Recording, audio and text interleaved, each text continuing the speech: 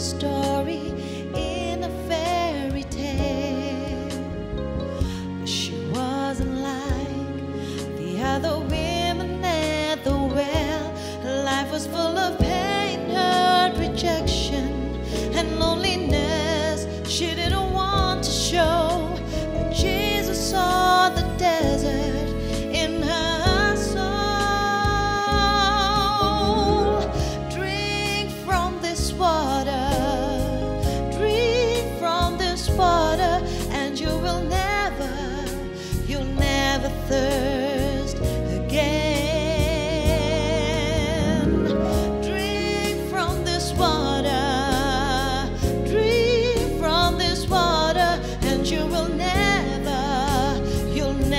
thirst again.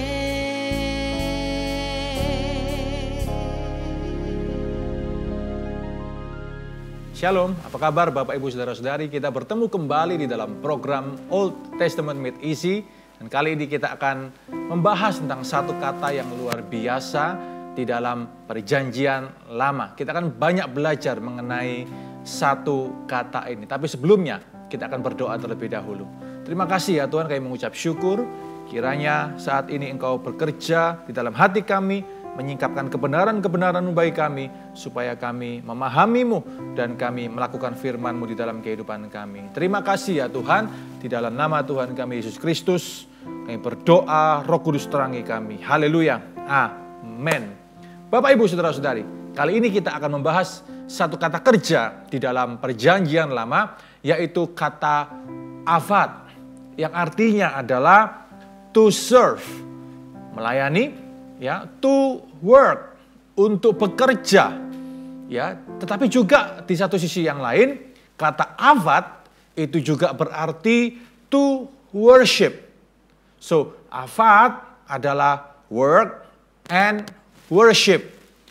Tentu ada satu maksud dari Tuhan di mana kata avad ini dapat diterjemahkan sebagai bekerja dan juga untuk menyembah, ya. Dan dari kata avad ini berasal dari kata benda, yaitu eved. Eved adalah servant atau slave atau budak pada masa itu, ya. Nah, saudara, apa yang Tuhan maksudkan lewat kata avad ini? Mari kita buka sama-sama di dalam Keluaran pasal ke-34 ayat ke-21. Dikatakan bahwa 6 hari lamanya engkau bekerja, tetapi pada hari ke-7 haruslah engkau berhenti. Dan dalam musim membajak dan musim menuai haruslah engkau memelihara hari perhentian juga. Alkitab mengatakan bahwa ada 6 hari engkau harus bekerja, tetapi hari ke-7 adalah Syabat. Engkau harus berhenti di dalam pekerjaanmu. Nah, Bapak Ibu Saudara-saudari, dari kata avad ini kita bisa memahami, termasuk juga dari tadi yang kita baca dalam Keluaran 34 ayat 21, bahwa antara bekerja dan menyembah, berhenti untuk menyembah, itu ada sebuah rangkaian. Ini adalah hal yang tidak dapat dipisahkan satu dengan yang lainnya. Berbicara mengenai bekerja, Alkitab juga berkata, bukan, bahwa kalau engkau tidak bekerja, jangan kau makan. Hai pemalas, pergilah kepada semut, perhatikan lakunya, jadilah bijak. Amsal 6 ayat yang ke-6 katakan demikian. Bekerja adalah panggilan bagi manusia untuk mengerjakan keselamatannya di muka bumi ini. Ya, setiap manusia, terutama pria, kepala keluarga, ya, dipanggil untuk bekerja. Adam, engkau harus mengusahakan tanah ini. Ya. Nah, saudara, itu adalah panggilan Tuhan, bukan kutukan Tuhan. Berapa banyak orang tidak bisa menikmati pekerjaannya karena punya persepsi teologis yang salah. Bahwa menganggap bahwa pekerjaan itu adalah kutukan daripada Tuhan. Salah Bapak Ibu Saudara. Bekerja adalah panggilan Tuhan bagi setiap kita, terutama orang percaya, khususnya lagi seorang pria kepala keluarga. Untuk apa? Bukan hanya untuk mencukupi kebutuhan keluarga, kebutuhan pribadi saja, tetapi bekerja to working on something, itu untuk menyelesaikan mandat daripada Allah. Ingat, sebelum jatuh ke dalam dosa, Adam diberikan pekerjaan bukan oleh Tuhan. Kasih nama tuh hewan, semua hewan di taman ini. Kasih nama satu persatu, itu pekerjaan. Usahakan. Ya, bahkan ketika mereka jatuh ke dalam dosa, Tuhan minta mereka untuk mengerjakan tanah itu. Ya, ada sebuah panggilan di dalam bekerja, ada sebuah keindahan di dalam bekerja, ada sebuah hal yang khusus di mana Tuhan ingin sampaikan kepada saudara pada kesempatan ini mengenai kata bekerja. Nah, saudara, seperti saya katakan tadi, bekerja adalah panggilan hidup manusia. Oleh karena itu, tidak boleh kita malas dalam bekerja dan menganggap bahwa itu kutukan daripada Tuhan. Salah besar. Bekerja itu mulia. Bekerja itu panggilan kehidupan. Kita tidak boleh malas. Kalau kita malas, Alkitab katakan mengantuk sebentar lagi, tidur sebentar lagi, maka datanglah kemiskinan seperti sang penyerbu. Saudara, kita tidak boleh malas. Anak Tuhan harus bekerja dengan rajin. Ini yang pertama. Kerajinan itu adalah segala-galanya. Mungkin saudara bukan orang yang pintar. Mungkin saudara bukan orang yang terpandai secara intelektual atau intelijensi. Tetapi kalau Anda adalah orang yang rajin, kalau Anda adalah orang yang paling rajin, tekun, persevere, saudara, maka kesuksesan, berkat Tuhan akan datang di dalam kehidupanmu. Banyak orang pintar tapi males, nggak mau kerja, nggak mau sekolah. Hanya mengandalkan apa yang dia bisa terima dari orang tuanya, warisan dan semuanya, saudara. Jangan, puji Tuhan kalau Anda dapat itu. Tapi kalau Anda adalah orang yang pintar, tetaplah rajin bekerja. Usahakan kepandaian saudara. Usahakan warisan saudara. Usahakan modal yang telah Anda terima sebagai anugerah daripada Tuhan. Kembangkan itu. Jadikan itu titik nol. Jangan dihabis-habiskan. Kalau engkau menganggap itu sebagai titik nol dan kau kembangkan demikian rupa di dalam bidang yang telah Tuhan tentukan, tetapkan bagimu, maka itu akan jadi sesuatu, itu akan memberkati bukan hanya dirimu, tapi juga akan memberkati orang lain, membangun orang lain, dan akan memberkati bangsa, negara, bahkan dunia ini. Banyak orang tidak mau mengusahakan seperti itu dan hanya menikmati kehidupan dan berkata bahwa life is good, titik. Tapi kalau hari ini Anda secara kemanusiaan dianggap kurang beruntung, Anda tidak punya modal mungkin, Anda kurang modal, tidak ada warisan dari orang tua dan sebagainya, jangan berkecil hati. Karena Tuhan yang menetapkan jalan hidup orang benar. Kalau engkau rajin, kalau engkau bekerja dengan benar, bekerja dengan rajin yang pertama, maka engkau pun akan jadi orang yang sukses. Jangan pernah malas. Buanglah kutuk kemalasan di dalam hati dan hidup kita. Buanglah karakter malas di dalam hati dan hidup kita. Ya, ini yang pertama saudara. Kerajinan itu sangat penting sekali.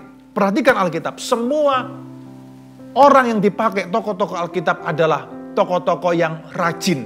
Mereka mengusahakan sesuatu. Ya, mereka mengusahakan, mereka menggali sumur. Abraham menggali sumur, Ishak menggali sumur yang telah ditinggalkan oleh Abraham. Mereka bekerja, mereka melakukan sesuatu. Bahkan di dalam pembuangan pun, mereka pun mengusahakan sesuatu, bukan? Kitab Yeremia katakan apa? Pasal 29 ayat 11. Usahakan kesejahteraan di tempat di mana engkau aku buang. Dalam konteks kita hari ini, usahakan kesejahteraan itu bicara apa saudara? Lakukan sesuatu, jangan berdiam diri, bekerjalah. Bekerjalah untuk kesejahteraan kota di mana engkau aku tempatkan, dimanapun Anda melihat siaran ini. Usahakan kesejahteraan bukan hanya untuk dirimu dan untuk keluargamu saja. Kalau demikian adanya, kita ini selfish, saudara. Tapi usahakan kesejahteraan untuk kota. Berarti untuk banyak orang.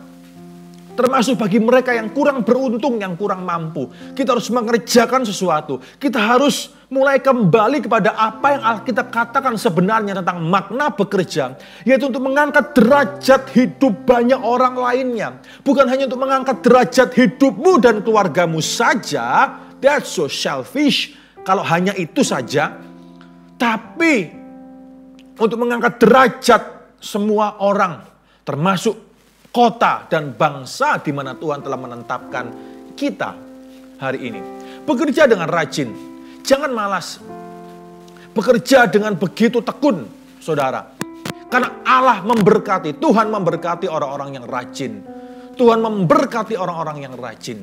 Siapapun engkau hari ini, apapun keadaanmu, jadilah orang yang rajin. Kedua, selain bekerja dengan rajin adalah, saudara, engkau harus bekerja dengan etika yang benar. Ini penting sekali.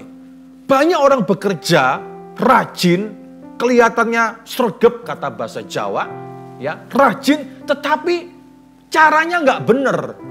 Etikanya tidak dijaga.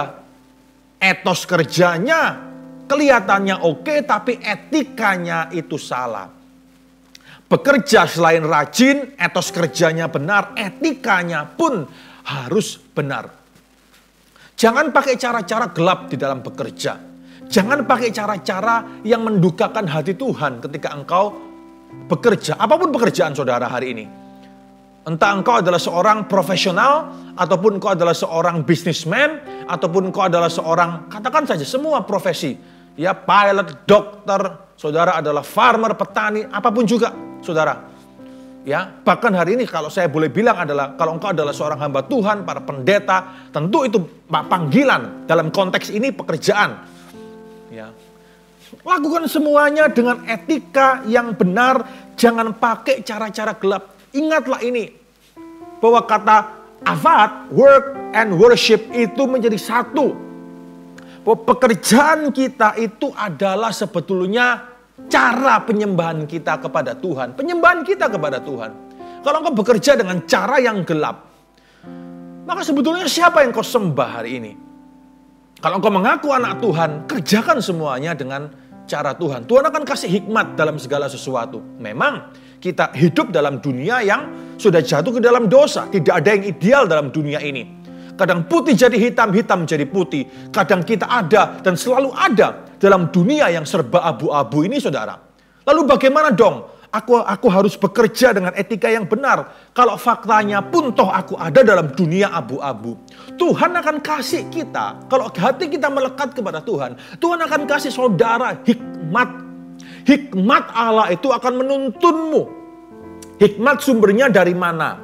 Hikmat sumbernya adalah dari firman Tuhan. Itulah kenapa saudara selalu didorong untuk selalu harus bersekutu dengan firman Tuhan, baca firman Tuhan, renungkan firman Tuhan siang dan malam.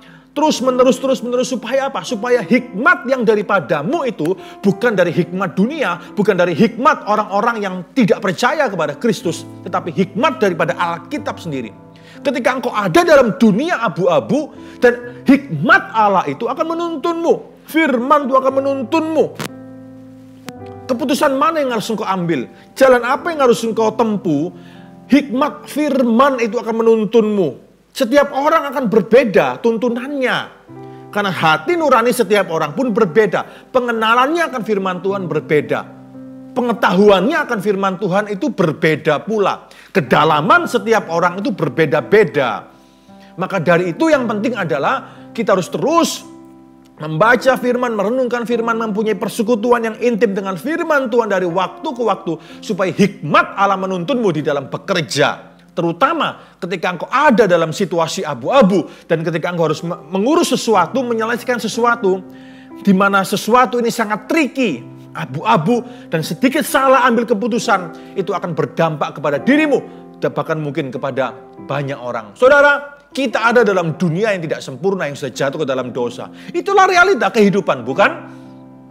Maka dari itu perlu kita setiap hari kita dipimpin oleh hikmat Tuhan. Etikanya harus benar di dalam bekerja. Saudara, ada sebuah kata-kata bijak dari Saint Augustine. Bapak gereja abad ke-4 ke-5 Masehi katakan demikian. Wrong is wrong even when everybody is doing it. Right is right when even everybody is not doing it. Salah itu tetap salah sekalipun semua orang lakukan itu. Sekalipun itu sudah dipercaya menjadi persepsi publik, kepercayaan publik. Benar adalah benar sekalipun tidak ada orang yang melakukan hal itu. Tangkap kata-kata hikmat ini, tangkap quote yang lahir daripada Alkitab ini dalam diri saudara. Kadangkala kita ada dalam situasi demikian, bukan? Ketika semua orang melegitimasi sesuatu, ya, sesuatu hal dengan menganggap demikian bahwa semua orang juga lakukan seperti ini biasa. Ya, ini biasa, kalau nggak gini nggak cuan. Kalau nggak gini nggak bisa. Gimana zaman sekarang kita mau cuan? Ya, cuan kecil aja susah zaman pandemi seperti ini. Apalagi kalau mau cuan besar. Biasa sudah seperti ini. Itu bukan sesuatu yang aneh lagi. Remember this. Wrong is wrong even when everybody is doing it. But right is right when even everybody is not doing it. Saudara, kita diberikan terang firman Allah. Hati nurani kita diterangi oleh Roh Kudus untuk mengambil keputusan yang tepat di dalam situasi yang serba sulit, di dalam pekerjaan kita. Amin, Bapak, Ibu, Saudara-saudari. Jadi bekerja harus dengan rajin. Ora et labora, bekerja dan berdoa. Andalkan Tuhan, jangan andalkan dirimu sendiri. Banyak orang bekerja mengandalkan diri sendiri, bukan? Sombong. Dengan kelihayannya, pengalamannya, koleganya. Ya, dan berkata bahwa apa? Yang begini sih gampang, mudah. Lihat saudara, berapa banyak para taipan-taipan bisnis tertentu di masa lalu yang hal ini gurung tikar, bahkan sudah tidak lagi terdengar nama dan produknya. Oleh karena apa? Menolak perubahan. Kita juga harus sensitif dengan perubahan yang baik tentunya. Ya, kita harus mulai masuk ke dalam menjawab tantangan dunia ini. Kita harus kontekstual terhadap dunia ini. Ya, kontekstual itu artinya apa? Kontekstual itu more than just relevant, tapi kontekstual. Kita tuh tidak dipanggil untuk relevan dengan dunia kok. Kalau kita dipanggil relevan dengan dunia, maka kita pun akan jadi seperti dunia. Anak-anak Tuhan adalah anak-anak Tuhan, anak-anak terang, berbeda dengan anak-anak dunia. Anak-anak dunia bagaimanapun lebih cerdik daripada anak-anak terang. Alkitab katakan sedemikian, bukan? Mengapa? Itu ya wajar. Karena mereka tidak punya batasan moral, karena mereka tidak punya batasan etika. Mereka tidak punya batasan-batasan pagar-pagar dalam hidup mereka. Anak Tuhan, anak terang, punya banyak batasan. Firman Tuhan, hati nurani, etika, dan sebagainya. Saudara, moralitas apalagi. Dan saudara, kita tidak dipanggil untuk menjadi relevan dengan dunia, tapi kita dipanggil untuk menjadi kontekstual. Bedanya apa? Kalau kontekstual itu tahu ada batasan. Tetapi dengan cerdik, dengan hikmat Tuhan, mengambil sebuah jembatan untuk tetap ada di dalam situasi kondisi yang ada. Dan untuk bukan hanya survive, tapi juga thriving. Melahirkan inovasi-inovasi yang baru, yang menjadi berkat bagi orang lain. Persepsinya harus kepada memberkati kota, memberkati bangsa, mengangkat derajat hidup orang lain. Jangan untuk dirimu sendiri, aku, kebutuhanku, keluargaku. Kalau gitu kan kita juga egois sebetulnya. Mari kita ubah persepsi kita dalam bekerja. Ya, selalu untuk orang lain. Amin, Bapak, Ibu, Saudara-saudari. Itulah bekerja. Hari ini kita dipanggil untuk bekerja karena itu adalah panggilan Tuhan bagi kita semuanya. So, saudara, dalam Keluaran 8 ayat yang pertama juga bangsa Israel dipanggil untuk keluar. Ya, berkata kepada Firaun Musa, biarkan bangsa ini keluar supaya juga bisa menyembah aku. Ya, keluar untuk apa? Untuk menyembah Tuhan. Keluar dari perbudakan, efet, dan untuk menyembah Tuhan untuk afat. Ini wordplay di dalam teks bahasa Ibrani Perjanjian Lama. Saudara, ini adalah teknik sastra yang sangat indah sekali. Perhatikan ini. What we choose to serve with our time is often what we worship. Apa yang kita pilih untuk kita kerjakan, untuk kita layani, untuk kita lakukan dengan sungguh-sungguh, dengan segenap waktu kita, itulah sebetulnya yang kita sembah. Kalau orang tidak tahu waktu, tidak punya keseimbangan dalam hidup, workaholic parah, saudara, bekerja dan dalam pikirannya cuma cuan, uang, maka sebetulnya uanglah yang kau sembah. Saudara, kita tidak dipanggil untuk kerja mati-matian kok. Kita dipanggil untuk bekerja dengan seimbang, bekerja dengan cerdas. Bukan hanya keras.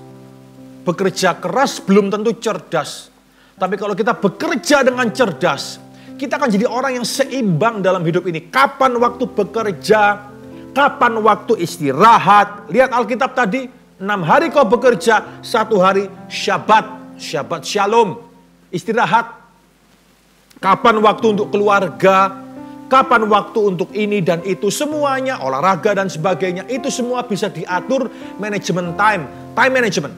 Waktu yang baik, saudara. Pengaturan waktu yang baik intinya. Amin. Karena apa yang kita kejar sebetulnya itu yang kita sembah. Berapa banyak orang merasa tanpa sadar mengejar uang siang dan malam. Ya itulah yang kau sembah sebetulnya. Work and worship. Afat. Tapi kalau kau bekerja seperti untuk Tuhan dan bukan untuk manusia, engkau bekerja tapi dengan persepsi yang benar bahwa profesimu ini kau persembahkan sebagai penyembahanmu yang terdalam kepada Tuhan. Waktu kau melayani, kau akan melayani dengan yang terbaik karena engkau tahu bahwa engkau tidak sedang melayani manusia, tapi kau sedang melayani Tuhan. Seorang dokter akan melayani pasiennya dengan hatinya, akan ingat sumpah Hipokratesnya. Tidak untuk dengan motif ekonomi, motif uang. Seorang pilot akan bekerja membawa penumpang dengan standar yang tinggi untuk keselamatan penumpang dengan hatinya. Bekerja dengan hati. Mengerjakan profesi harus dengan hati, kalau tidak Anda akan merana. Anda akan stres, depresi kalau apa yang kau kerjakan tidak kau cintai. Love what you are doing. Cintai apa yang kau kerjakan, saudara. Maka dari itu setiap orang harus ada pada panggilan Tuhan dalam hidupnya masing-masing untuk mengerjakan panggilan Tuhan dalam hidupnya. Termasuk profesinya. Kalau engkau seorang bisnismen, kau bekerja. Engkau akan mengatur semuanya dengan baik. Engkau akan menghargai kolega-kolega bisnismu. Engkau akan menghargai buyermu. Engkau akan menghargai suppliermu. Engkau akan berlaku dengan baik. Engkau tidak akan main belakang, tusuk kanan kiri karena engkau tahu. Relasi itu segala-galanya, nama baik itu segala-galanya. Engkau tidak akan berlaku kasar terhadap kompetitor-kompetitormu. Saudara, kenapa kita lakukan seperti itu? Karena kita ini anak Tuhan, beda dengan anak dunia. Yang siap sikat kanan kiri, tendang kanan kiri, jatuhkan kanan kiri. Yang penting aku untung, yang penting aku bisa survive. Tidak, anak Tuhan tidak dipanggil seperti itu. Para bisnismen Kristen tidak dipanggil untuk seperti itu. Itu kan namanya, apa itu saudara? Homo homini lupus. Manusia menjadi serigala bagi sesamanya. Enggak. Tuhan tidak panggil kita untuk seperti itu. Ya. Manusia dipanggil untuk memanusiakan sesamanya. Amin, Bapak, Ibu, Saudara-saudari. Ya, bekerja seperti untuk Tuhan. Apapun profesimu, kalau engkau adalah ibu rumah tangga, mungkin engkau akan mengerjakan semuanya dengan hatimu, dengan segenap hatimu untuk keluargamu. Siapapun engkau, apapun profesimu, lakukan dengan hati. Bekerja harus dengan hati, segenap hati dengan cinta. Kalau engkau adalah seorang driver online contohnya, lakukan dengan cinta, lakukan dengan segenap hati, berikan pelayanan yang terbaik. Nggak usah maksa minta bintang 5, orang akan kasih bintang 5 terus kepadamu. Orang akan menghargaimu. Dan berkat Tuhan bonus-bonus akan datang kepadamu. Saudara, cintai apa yang kau lakukan. Hari ini jangan berkata, aku nih tidak beruntung. Pekerjaanku cuma ini. Pekerjaanku cuma tukang. Pekerjaanku cuma asisten rumah tangga. Pekerjaanku hanya driver ojol online. Pekerjaanku hanya, saudara, jangan kau merendahkan profesimu karena profesi itu datang dari Tuhan. Profesi itu Tuhan ciptakan. Yang baik tentunya. Ya, hargai profesimu hari ini selama engkau merendahkan dirimu sendiri. Selama engkau tidak menghargai profesimu dan terus merendahkan profesimu sendiri, maka orang lain akan terus merendahkan engkau. Mentalmu harus dibentuk di sini. Mentalmu harus bangkit di sini. Benahi mental saudara. Kalau engkau ingin orang lain menghargaimu, maka hargai dirimu sendiri, hargai profesimu sendiri, banggalah dengan profesi Anda, maka orang lain akan menghargai Anda dan menghargai profesi Anda. Amin, saudara. Jangan banding-bandingkan dengan orang lain. Yang temanku itu atau bapak itu lebih baik daripada aku, profesinya lebih bagus, bisa punya kesempatan sekolah tinggi, pendapatannya tentu lebih besar daripada aku. Tunggu dulu, saudara. Engkau hanya lihat yang di depan mata, bukan banyak orang punya pendapatan, engkau anggap punya pendapatan jauh lebih besar. Tapi tidak engkau tahu mungkin utangnya juga besar. Mungkin tanggungan pajaknya juga lebih besar daripadamu hari ini. Oleh karena itu kita harus terus bersyukur. Bersyukur, cukupkan dirimu dengan apa yang ada padamu. Memang, tapi ini juga bukan legitimasi untuk jadi malas loh ya. Banyak orang salah tangkap Alkitab kan. Hanya memaknai ekstrim kan. Cukupkan dirimu dengan apa yang ada padamu, lalu kemudian malas, gak mau usaha lebih. Salah saudara, harus usaha terus. Tapi dalam setiap usaha yang kau lakukan, dalam setiap apapun yang kau kerjakan, selalu dilandasi dengan rasa syukur, ucapan syukur, terima kasih Tuhan. Lama-lama akan grow and grow more. Jangan banding-bandingkan diri dengan orang lain, dengan profesi orang lain. Karena setiap orang punya berkatnya masing-masing, setiap orang punya salibnya masing-masing, setiap orang punya tanggungannya masing-masing. Berkatmu ada padamu hari ini, syukurilah, terimalah, ucapkan syukur kepada Tuhan. Karena berkat tidak pernah salah pintu. Catat ini baik-baik saudara. Berkat Tuhan tidak pernah salah pintu rumah. Tuhan memberkati pintu rumah orang-orang yang mengandalkan Dia, yang bekerja dengan segenap hati, segenap cinta, pegang etika yang benar, rajin, tidak malas, dekat dengan Tuhan, dan persembahkan semuanya untuk Tuhan. Amin, Bapak, Ibu, Saudara-saudari. Ya, kenapa? Karena setiap aspek dalam kehidupan kita, dalam pekerjaan, itu sebetulnya adalah sebuah kesaksian tentang Tuhan yang kita layani.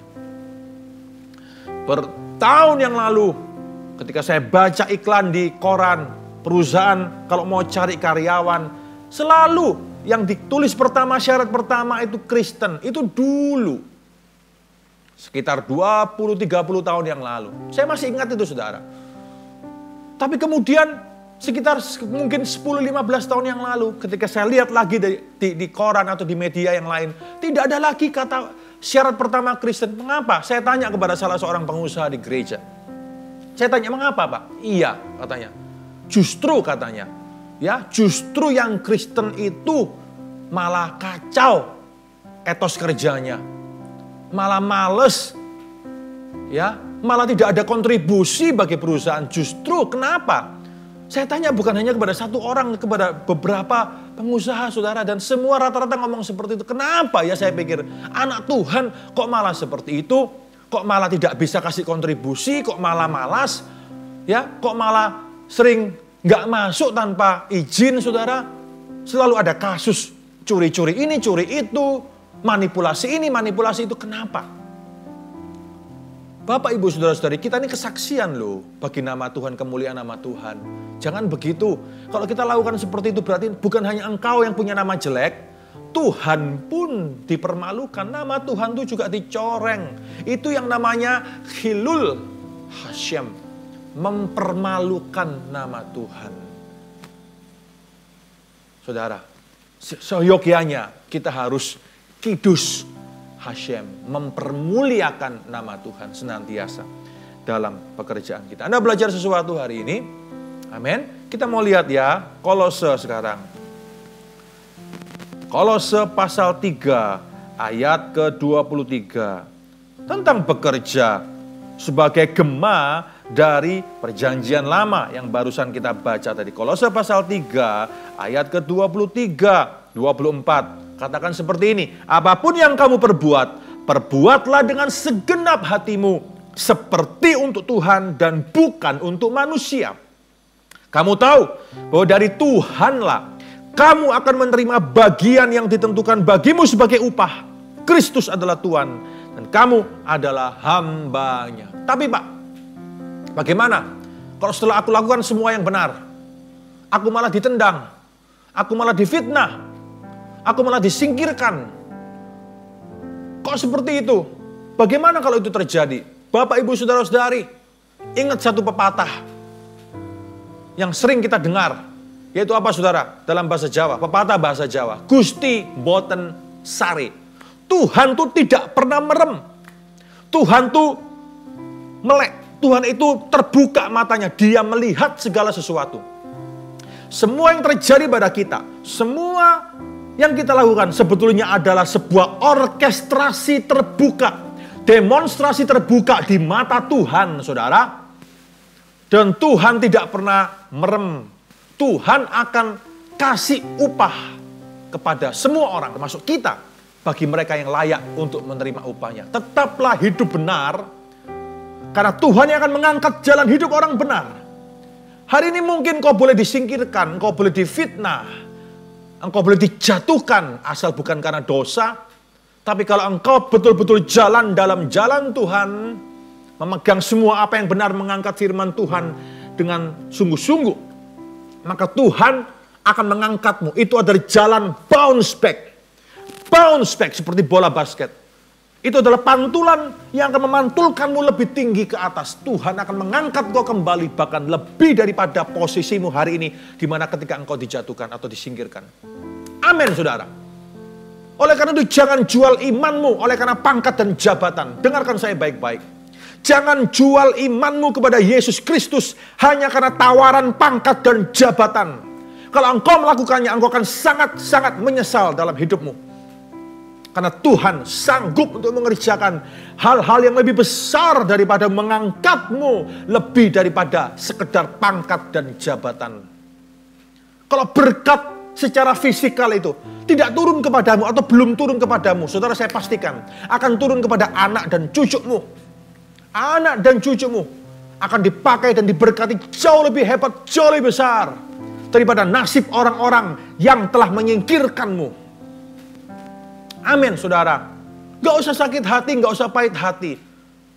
Semeleh, apa itu semeleh? Berserah, berserah kepada Tuhan. Serahkan semua kepada Tuhan. Tuhan itu adil, Dia hakim yang adil.